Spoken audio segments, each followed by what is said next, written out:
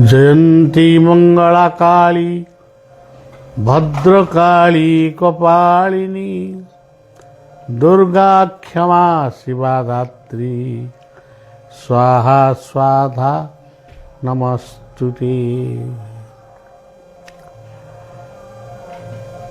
प्रभु अनंत शिशु अनंत शिशु अनंत कहले शिशु रूप रे अनंत। यही समयटा केतेबेले जेतेबेले शिशु रूप रे श्रीकृष्ण बलराम नंद मंदिर रे बा जशोदा कोल रे बढ़ुले खेलुले सेई समयटी होउची शिशु अनंत। गोपरु मथुरा पर्यंत से जेतेबेले आसीचंती से शिशु अनंत रूप रे आसीचंती। कुबुजा सुदामा माली यही सबू प्रसंग गुड़िक आपण मान जो भागवत रे सुनती सी हूँ शिशु अनंतर पवित्र लीला। शिशु कहले सूक्ष्म जे सनातन जे अच्छंती थिले वो रहिबे तांको रूप होउची सूक्ष्म अर्थात गोटे ज्योति स्वरूप किंतु से खाली आखिरे आम मानकर ये आखिरे देखा जाती नहीं किंतु जोगी ऋषि मुनि माने तांको लाभ करिसंती एवं से माने कहिसंती से होउचंती निराकार किंतु प्रकृत रे से निराकार होउचंती बलिया र चिंतारे से होउचंती एकमात्र साकार। आउ सबु परिवर्तन हो जाए से किंतु परिवर्तन हुअंती नहीं। जे थिले अच्छंती रहिबे सृष्टि परिवर्तन हो जिवो किंतु से परिवर्तन हेबे नहीं। तेणु सृष्टिर प्रत्येक द्रव्य धरतु गोटे पहाड़ से पहाड़र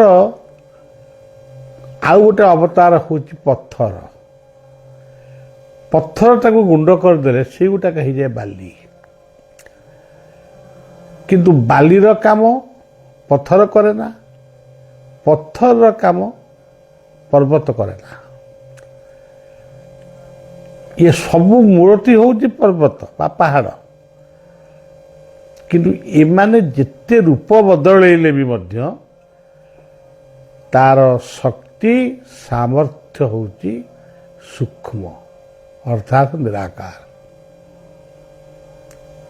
ये सुंदर पृथ्वी रे आमे जहा देखुचे सबु होचंती निराकार अर्थात सबु भितरे से अच्छंती किंतु परिवर्तन होचंती। जे आदौ परिवर्तन हुअंती नहीं सी होचंती साकार किंतु आमे ताकू भावना रे गोटे आमर कहिबारे लागिचु से होचंती निराकार। आमे ये मूर्ति पूजा से अमुक पूजा ये गुड़ा सब साकार ये गोटे शब्द किंतु सेही शब्द को बलिया चिंता करी कहूची से परमात्मा होचंती एकमात्र से निराकार परमात्मा होचंती एकमात्र साकार। सृष्टिर प्रतिटी द्रव्य भितर जो सूक्ष्म शक्ति बा सूक्ष्म रूप रही से होचंती निराकार। निराकार अनेक हो पारती किंतु साकार एक रु दुई हवा माने दुई हबार प्रमाण नहीं। केवल भागवत कहते प्रथम एक ब्रह्म थिला अर्थात साकार रूप थिला द्वितीय प्रकृति होइला तापर प्रकृति है प्रकृति कहले पृथ्वी ତେବେ ଯାହା ହଉ ଏଇ ଶିଶୁ ଅନନ୍ତ ହେଉଛନ୍ତି କୃଷ୍ଣ ବଳରାମଙ୍କର ଅବତାର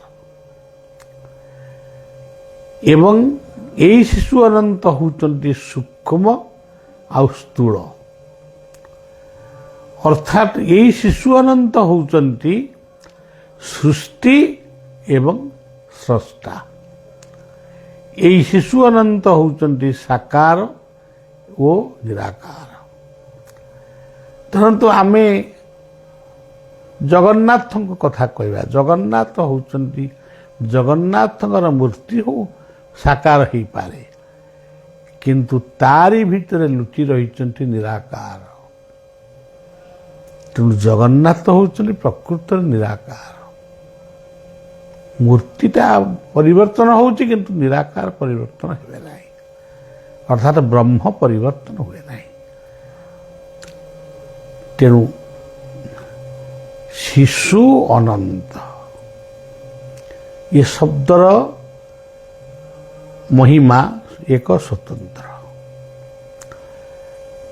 ଯେମିତି ଆମର ବିଭିନ୍ନ ଧାମମାନଙ୍କରେ କ୍ଷେତ୍ରେଶ୍ୱରୀ ମାନେ ଅଛନ୍ତି, ପୁରୀ ଶ୍ରୀକ୍ଷେତ୍ରରେ ଯେମିତି ବିମଳା ମହାଲକ୍ଷ୍ମୀ, ଆମେ ତ ସେ ଶ୍ରୀକ୍ଷେତ୍ର ସହିତ ଆମର ଏଇ ଶିଶୁ ଅନନ୍ତଙ୍କର କ୍ଷେତ୍ରକୁ ସମାନ କରିବା ବା ତୁଳନା କରିବା ଆଦୌ ସମୀଚୀନ ହେବ ନାହିଁ, এটা ଭୁଲ ହେଇଯିବ। କିନ୍ତୁ ଏଇ ଶିଶୁ ଅନନ୍ତଙ୍କ ପବିତ୍ର ପରିବାର ତୀର୍ଥରେ ଇଏ ପରିବାର ତୀର୍ଥ ଯେତେବେଳେ ବିଷ୍ଣୁପାଦ ତୀର୍ଥ ଗୟାରେ ବଳିଆ ବିଶ୍ରାମ ନେଇଛି, କେହି ଜଣେ ଆସି କହିଛନ୍ତି ଶିଶୁ ଅନନ୍ତ କ୍ଷେତ୍ରକୁ ପରିବାର ତୀର୍ଥରେ ନାମିତ କର। ସେଇଦିନ ଠାରୁ ପରିବାର ତୀର୍ଥ ଦିଆହେଇଛି। ସେଇ ବିଷ୍ଣୁପାଦ ତୀର୍ଥରେ ମଧ୍ୟ ଗୋଟିଏ ସ୍ୱପ୍ନରେ ଆସିଲେ ଯେ ପାଦ ଦୁଇଟି ତିଆରି କରି ଅଳିଆ ଗଦାରେ ପଡ଼ିଛନ୍ତି। ତୁମେ ବିଷ୍ଣୁପାଦଙ୍କୁ ଧ୍ୟାନ କରୁଛ, କିନ୍ତୁ ତୁମେ ଯେଉଁ ତିଆରି କରିଥିଲ ପାଦ, ସେ ପାଦକୁ ତୁମେ ଅଳିଆ ଗଦାରେ ଫିଙ୍ଗି ଦେଇଛ।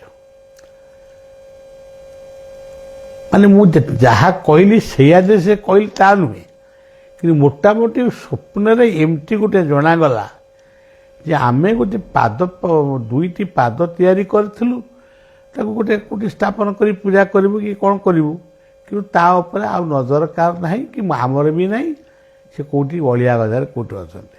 ମୁଁ ସେଇଠୁ ରହିକି ଫୋନ୍ କଲି ଏବଂ ସେ ପାଦ ଏବେ ବି ଉଦ୍ଧାର ହେଇଛନ୍ତି ଏବଂ ଦୁଇଟି ପାଦ, ମାନେ ଗୋଟିଏ ପଦ୍ମ ଉପରେ ଦୁଇଟି ପାଦ ଅଛି, ଆଉ ଗୋଟିଏ ପଦ୍ମ ଉପରେ ଦୁଇଟି ପାଦ ଅଛି। ତେଣୁ ତାକୁ ଆମେ ଗୁରୁଙ୍କ ଉଦ୍ଦେଶ୍ୟରେ ସମର୍ପିତ କଲୁ, ଜଣେ ବାୟା ଆଉ ଜଣେ ବୈକୁଣ୍ଠ।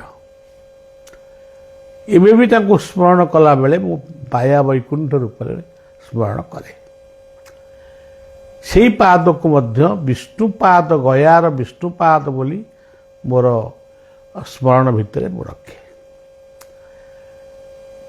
ତେଣୁ ଏଇ ପରିବାର ତୀର୍ଥ ଶିଶୁ ଅନନ୍ତ କ୍ଷେତ୍ରରେ କ୍ଷେତ୍ରେଶ୍ୱରୀ ହେଉଛନ୍ତି ଜ୍ୟୋତିର୍ପ୍ରଭା ଏବଂ ଦକ୍ଷିଣରେ ରହିଛନ୍ତି ଜ୍ୟୋତିର୍ପ୍ରଭା, ଉତ୍ତରରେ ରହିଛନ୍ତି ରାମଚଣ୍ଡୀ। ରାମ ରୂପେ ତୁମେ ବଧିଲ ରାବଣ, ଚଣ୍ଡୀ ରୂପରେ ମହିଷା। ଏଣୁ ରାମଚଣ୍ଡୀ ନାମକୁ ବହିଲ, ଲୋକରେ ଦେଲ ଭରସା। ଏଇ ରାମଚଣ୍ଡୀ ଅଛନ୍ତି ଦରିଆ କୂଳରେ, ଏଇ ରାମଚଣ୍ଡୀ ଅଛନ୍ତି ଜମ୍ବୁ, କେନ୍ଦ୍ରାପଡ଼ା ଜିଲ୍ଲାର ଜମ୍ବୁ ନିକଟରେ। ଏଇ ରାମଚଣ୍ଡୀ ଅଛନ୍ତି ଆଶ୍ରମରେ ଅନନ୍ତ ସରୋବର ନିକଟରେ। ଜ୍ୟୋତିର୍ପ୍ରଭା ହେଉଛନ୍ତି ବିଦ୍ୟାଦାୟିନୀ, ବୁଦ୍ଧିଦାୟିନୀ, ବିଚାରଦାୟିନୀ, ବିବେକଦାୟିନୀ। କାଲି ମଧ୍ୟ ମୁଁ ସେ କଥା କହିଥିଲି ଏବଂ ରାମଚନ୍ଦ୍ର ହେଉଛନ୍ତି ଦୁଃଖ ବିନାଶିନୀ, ବ୍ୟାଧି ବିନାଶିନୀ, ସମସ୍ୟା ବିନାଶିନୀ, ସେହି ରୂପରେ ସେ ପୂଜା ପାଉଛନ୍ତି। ଆସନ୍ତାକାଲି ତାଙ୍କର ମଧ୍ୟ ଗୋଟେ ମାର୍ଜନା କରାଯିବ। ଗତକାଲି ସନ୍ଧ୍ୟାରେ ତାଙ୍କ ଉଦ୍ଦେଶ୍ୟରେ 3 ଜଣ ବ୍ୟକ୍ତିଙ୍କ ପାଇଁ ବଳିଆ ଆହୁତି ପ୍ରଦାନ କରିଥିଲା। ଆଉ ଶିଶୁ ଅନନ୍ତ ତ ଆମ ପାଇଁ ସବୁକିଛି। ସେ ଶିଶୁ ଅନନ୍ତ ଆମ ପାଇଁ ରାମଚନ୍ଦ୍ର, ସେଇ ଶିଶୁ ଅନନ୍ତ ଆମ ପାଇଁ ଜଗନ୍ନାଥ, ସେଇ ଶିଶୁ ଅନନ୍ତ ହେଉଛନ୍ତି ଆମ ପାଇଁ ଜ୍ୟୋତିପ୍ରଭା, ସେଇ ଶିଶୁ ଅନନ୍ତ ଆମ ପାଇଁ ଶାରଦା। ଅନନ୍ତ ନାମେ ଅନ୍ତ ନାହିଁ, ଅଣ ଅକ୍ଷର ଯାର ରହି। ଆଜି ଦେଖାଯାଉଛି ଜ୍ୟୋତିପ୍ରଭାଙ୍କର ଯେଉଁ ମୂର୍ତ୍ତିଟି ଥିଲେ ତାକୁ ଆମେ ତାଳଦଣ୍ଡାକୁ ପଠେଇଦେଲୁ। ଶ୍ରୀ ଜଗନ୍ନାଥ ମନ୍ଦିର ତିଆରି ହେଉଛନ୍ତି, ଆମେ କହିଲୁ ଏ ମୂର୍ତ୍ତିକୁ ସେଇଠି ସ୍ଥାପନ କର। ସେ ଜ୍ୟୋତିପ୍ରଭା ଯେଉଁ ହୁଙ୍କା ଭିତରେ ପୂଜା ପାଉଥିଲେ ସେ ଗୋଟେ ଶାରଦାଙ୍କର ମୂର୍ତ୍ତି ଅଙ୍କିତ ହେଇଛି। ସେଠି ଉଇମାନେ ପୁଣି ସେ ହୁଙ୍କା ରୂପରେ ପୁଣି ସେଠି ଆବିର୍ଭାବ ହେଲେଣି। ଆମେ ଚାହିଁଲେ ଘୋଳ ଦହି ପକେଇକରି ସେ ଉଇ ଗୁଡ଼ିକୁ ମାରିଦେଇ ଆମେ ଏଟାକୁ ପୂଜା କରିପାରିବୁ, କିନ୍ତୁ ମୁଁ ମନା କଲି, ତା ନୁହେଁ। ସେ ପ୍ରକୃତି ରୂପିଣୀ ପାର୍ବତୀ, ପ୍ରକୃତିକୁ ବାଟ ଛାଡ଼, ସିଏ ତାର ବାଟରେ ଯାଉ। ଆମେ ପ୍ରକୃତିକୁ ଯେତିକି ବିରୋଧ କରିବା ଆମେ ସେ ସମସ୍ୟାର ସେତିକି ସମ୍ମୁଖୀନ ହେବା। ହେଇପାରେ ମୂର୍ତ୍ତି ଉଇ ହୁଙ୍କାରେ ପୁଣି ପରିଣତ ହୋଇଯାଇପାରେ, ମୂର୍ତ୍ତି ଆଉ ନୂଆ ଆମେ ନ ବସେଇବୁ, କିନ୍ତୁ ହୁଙ୍କା ତ ରହିବ। ହୁଂ କହିଲେ ହରି, ହୁଂ କହିଲେ ହନୁମାନ, ହୁଂ କହିଲେ ଦୁର୍ଗା।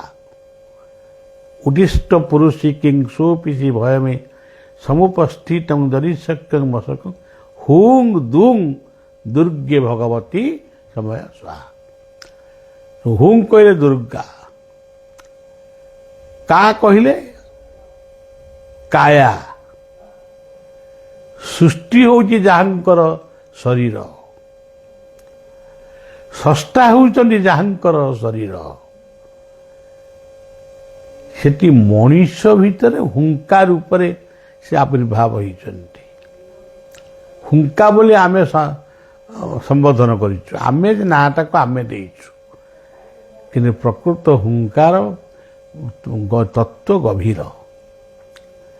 ହିନ୍ଦୀରେ ତାକୁ କୁହାଯାଏ ଡିମକ୍।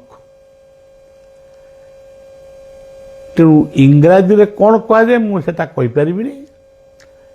ତେବେ ସେଇ ଜ୍ୟୋତିପ୍ରଭାଙ୍କ ନିକଟରେ ଆମର କେବଳ ମାନସିକ ହେଉଛି, ଆମର ଗୋଟେ ମାନସିକ ଆମେ କରିବା। ଲୋକେ କ'ଣ କାମନା କରନା, କାମନା କରିବୁନି ତ ବଞ୍ଚିବୁ କେମିତି? କର୍ମ ହିଁ କାମନାର ସ୍ୱରୂପ, ଧର୍ମ ହିଁ କାମନାର ସ୍ୱରୂପ, ଜ୍ଞାନ ହିଁ କାମନାର ସ୍ୱରୂପ। କାମନାର ବିନାଶରେ ଦୁଃଖର ବିନାଶ ବୋଲି ଯେଉଁ ଭଗବାନ ବୁଦ୍ଧଙ୍କ ବାଣୀ କୁହାଯାଏ, ସେ କୋଉ କାମନା? କାମାସକ୍ତ ହୁଅ ନା, କାମୁକ ହୁଅ ନା, କ୍ରୋଧୀ ହୁଅ ନା, ଲୋଭୀ ହୁଅ ନା, ଅହଙ୍କାରୀ ହୁଅ ନା, ଈର୍ଷାନ୍ୱିତ ହୁଅ ନା। এই କାମନାକୁ ବିନାଶ ମାନେ ବିଶେଷ ଭାବରେ ନ୍ୟାସ କର। ବିନାଶ ଅର୍ଥ ଏଠି ବିଶେଷ ଭାବରେ ନ୍ୟାସ କର, ଅର୍ଥାତ୍ ତାକୁ ସଂଯମିତ କର, ଶୃଙ୍ଖଳିତ କର, ସମୟାନୁବର୍ତ୍ତିତାରେ ପରିଣତ କର। ସେଠି କାମନାର ବିନାଶ, ଦୁଃଖର ବିନାଶ। এই ସୃଷ୍ଟି ଆଉ ସ୍ରଷ୍ଟା, ଶିଶୁ ଅନନ୍ତକୁ ଆମେ ଯଦି ସ୍ରଷ୍ଟା ବୋଲି ଚିନ୍ତନ କରିଛେ, ସୃଷ୍ଟି ହେଉଛି ଜ୍ୟୋତିପ୍ରଭା, ରାମଚନ୍ଦ୍ର, ଏସବୁ ସୃଷ୍ଟି। ଏ ହେଉଛନ୍ତି ସାକାର ନିରାକାର। এই ମୂର୍ତ୍ତିଙ୍କ ନିକଟରେ ଆମେ ସମସ୍ତେ ପ୍ରାର୍ଥନା କରିବା ଗୋଟିଏ କଥା, ସେ ହେଉଛି ଶାନ୍ତି। ଶାନ୍ତିପୂର୍ଣ୍ଣ ଜୀବନ, peaceful life, peaceful family, peaceful state, peaceful country, peaceful world, peaceful universe. ये होचंदी जो पीस जो शब्द इंग्राजी रो आमे कहूँ शांति वेद कहते ओम शांति ही ओम कौन शांति कहते से ब्राह्मण देवता माने तो मंत्र पढ़ती दौ शांति तामाने स्वर्ग शांति रो पृथ्वी शांति अंतरिक्ष शांति जो ग्रह तारा नक्षत्र मान देखा जाऊँच औषधय शांति वनस्पतय शांति खाली कहीदेले हेनी आम ए पाखे गछ काटिबा साढ़े यज्ञ बेले पढ़िया वनस्पत शांति तेणु वनस्पति सृष्टि कर वृक्षरोपण रे गुरुत्व दियो तुलसी गछटी हेले भी सी आमको औषध दे पारिबो बंचिबा पई अम्लजान भी दे पारिबो तेणु कहीं भावुच आमर जगह नहीं आमे बर गछ लगे पारिबुनी अस्वस्थ गछ लगे पारिबुनी हेतु कौन मिलिबो तुलसी गछटे लगाओ यदि बिछुआटी गछटे भी लगेइबो हुए तो से तुम धीरे बाजिले से कुंडे कांडे हम कि से अम्लजान दे पारिबो तार भी औषधीय गुण अच्छी सृष्टि रे एभली पदार्थ नहीं जो पदार्थ भितर औषधीय शक्ति नहीं जीवन दर्शन नहीं तेणु लाइफ बा जीवन होची गोटे सबुठारु ग्रेट तेणु जीवन को समीक्षा करवा होची गीता भागवत कुरान बाइबल इत्यादि ग्रंथ साहेब सबकि जीवन जोटी समीक्षा जीवन को जिते आम समीक्षा करिनु सेतबेले ग्लानि आपे आपे आसिबो आज पृथ्वी रे युद्ध लागिची ध्वंसास्त्र तैयारी होउची ध्वंसास्त्र बिक्री होउची ध्वंसास्त्र को नहीं आज अनेक नाली आखि अन्य को देखौचंती प्रकृत में से शांतिर प्रतीक नुहंती शांतिर प्रतीक होउची प्रेम अन्य को भल पाइबा तुम्हें जहाँ को बंधुक मुंदे शासन करने को चाहूच यदि से प्रेमर बन्या छुटे स्नेह ममतार बन्या छुटे से आपे आपे आमर प्राप्य आम पाई जाऊ love is God peace is God God is only almighty of universe तेणु समस्त श्रोता दर्शक मान को शुभेच्छा जनाई वृक्षरोपण रे गुरुत्व दियो सरकार जोठी रास्ता ना रे किबा कौन से अनुष्ठान ना रे गछ काटुचंदी सेठी युवक माने तुम एकत्र हुआ पुओ झील पुओ खाली युवक माने मु कहूनी पुओ झील माने एकत्र होई सेठी दाबी जनाओ जेतिकी गछ काटुच तार 10 गुणा गछ कोउटी लगेइल आमको दिखई दियो से जगह गछ लगेइबा परे तुम गछ काट रास्ता आमर दरकार किंतु गछ होउची जीवन रास्ता तुम से आम भूली जाऊ मु अमुक विभागर मंत्री मु कहूँ रास्ता करवा अर्बान मिनिस्टर अर्बान ऑफिसर किंतु जीवन होउची जंगल वृक्ष तरु तृणलता होउची गोटे way of life proper way of life आमे प्रॉपर्टी को चिन्ह पारुछु किंतु प्रॉपर वे को आमे भूली जाउछु तो सेठी पई बलियार विनम्र निवेदन ସେହି ସୃଷ୍ଟି ସ୍ରଷ୍ଟା ରୂପୀ ଅନନ୍ତ ଜ୍ୟୋତିପ୍ରଭା ରାମଚନ୍ଦ୍ରଙ୍କ ଶରଣରେ ପ୍ରଣାମ ଜଣାଉଛି। ମୋର ଗୁରୁବର୍ଗମାନଙ୍କୁ ଯିଏ ଯେଉଁ ଗୁରୁଙ୍କର ଶିଷ୍ୟ ହୁଅନ୍ତୁ, ସବୁ ଗୁରୁ ହେଉଛନ୍ତି ମୋ ଗୁରୁ। ମଦ୍ଗୁରୁ ଶ୍ରୀ ଜଗତଗୁରୁ। ତେଣୁ ଗୁରୁମୟ ଏ ଜଗତ। ଏମିତି କେଉଁଠି ଭାଗବତର 11 ସ୍କନ୍ଦ ପଢ଼ିଲେ ଆପଣମାନେ ଜାଣିପାରିବେ ଗୁରୁ ଗୋଟେ ମନୁଷ୍ୟ ଭିତରେ ସୀମିତ ନୁହନ୍ତି। ଏତିକି କହି ମୋ କଥାକୁ ବିଶ୍ରାମ ଦେଉଛି। ଜୟ ଗୁରୁ, ଜୟ ଶିଶୁ ଅନନ୍ତ, ଜୟ ଜ୍ୟୋତିର୍ପ୍ରଭା, ଜୟ ରାମଚଣ୍ଡୀ। ଜୟ ଗୁରୁ, ଜୟ ଗୁରୁ, ଜୟ